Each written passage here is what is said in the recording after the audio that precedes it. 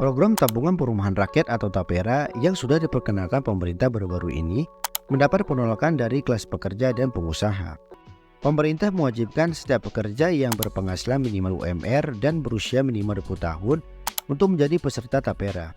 Tiap bulan, penghasilan mereka akan dipotong 3% dengan skema cost sharing, yakni 2,5% dibayarkan pekerja dan 0,5% dibayarkan oleh pemberi kerja. Sedangkan pekerja mandiri menanggung sendiri potongan 3%. Ada sejumlah faktor yang menyebabkan masyarakat menolak program ini, meski tujuannya untuk memperoleh rumah terjangkau. Meskipun pemerintah memiliki alasan terkait tujuan penetapan iuran kepesertaan program TAPERA, mayoritas masyarakat baik dari kelompok pekerja maupun pelaku usaha yang akan terdampak mengambil sikap penolakan terkait program TAPERA. Adapun sikap penolakan tersebut didasarkan pada beberapa alasan. Penyebab pertama, munculnya penolakan dari perspektif individu pekerja, disebabkan penetapan tanggungan besaran iuran simpanan peserta yang memberatkan sebesar 2,5% dari gaji bruto per bulan, atau sebesar 3% dari penghasilan kotor bagi pekerja mandiri. Karena di samping iuran kepesertaan TAPERA, nilai gaji bruto sudah dipotong sebelumnya untuk membayar sejumlah komponen pemotongan gaji, seperti pajak penghasilan secara progresif atau PPh 21, iuran BPJS Kesehatan, serta iuran BPJS Ketenagakerjaan, jaminan hari tua, dan jaminan pensiun. Potongan gaji juga bisa bertambah jika pekerja misalnya dikenakan biaya jabatan, dikenakan biaya pensiun, dan memiliki hutang terhadap perusahaan. Dengan demikian, proporsi gaji atau upah secara bersih yang bisa dinikmati oleh seseorang secara umum untuk mengonsumsi barang dan jasa, baik rutin maupun insidental, adalah maksimal sebesar 88,5% dari total gaji kotor yang dibayarkan oleh pemberi kerja atau perusahaan setiap bulannya.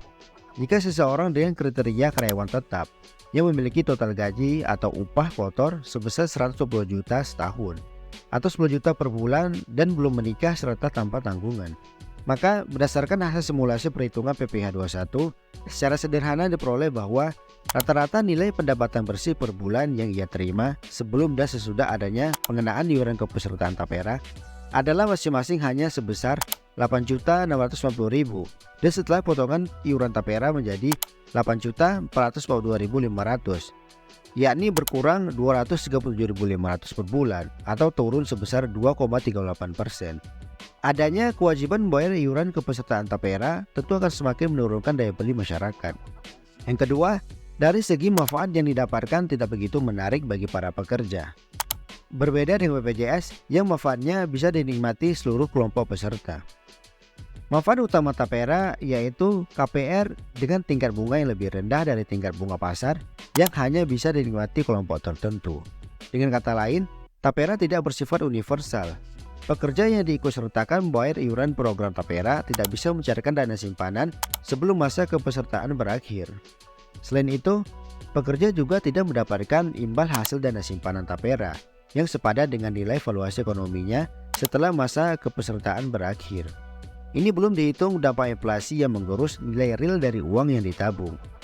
Sebagai contoh, masyarakat yang berpenghasilan di atas 8-9 juta hanya bisa menikmati dana dan imbal hasil iuran TAPERA setelah kepesertaannya berakhir.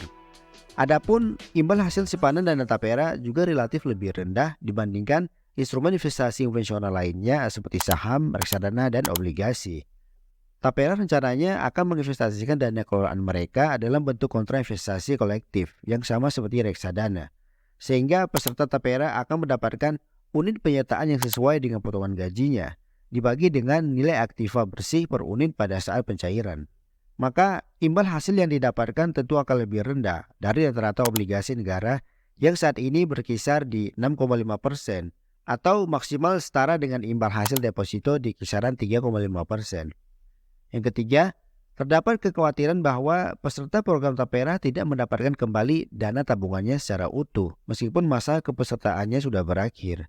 Ditambah lagi adanya kasus hukum yang membelit Asabri, Jiwasraya, dan Taspen yang terjadi dalam kurun 6 tahun terakhir, yang menyebabkan kepercayaan publik terhadap kredibilitas pengelolaan dana yang dihimpun oleh perusahaan milik pemerintah tercederai, sehingga terdapat persepsi negatif yang besar dalam benak publik mengenai integritas pemerintah terkait penyelenggaraan program TAPERA.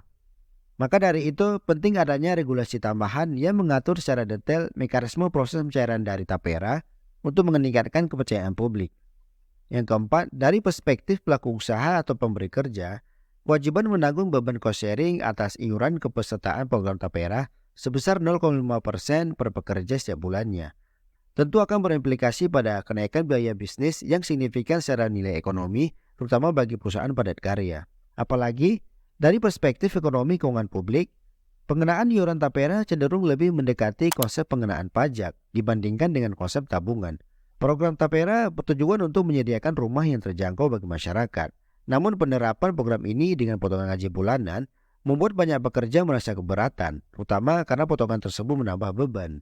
Transparansi dan manfaat dari program ini juga menjadi sorotan, karena banyak yang merasa tidak sebanding dengan beban yang harus ditanggung. Pada dasarnya, kewajiban menyediakan rumah layak bagi masyarakat menengah bawah adalah kewajiban pemerintah, bukan kewajiban pekerja secara umum.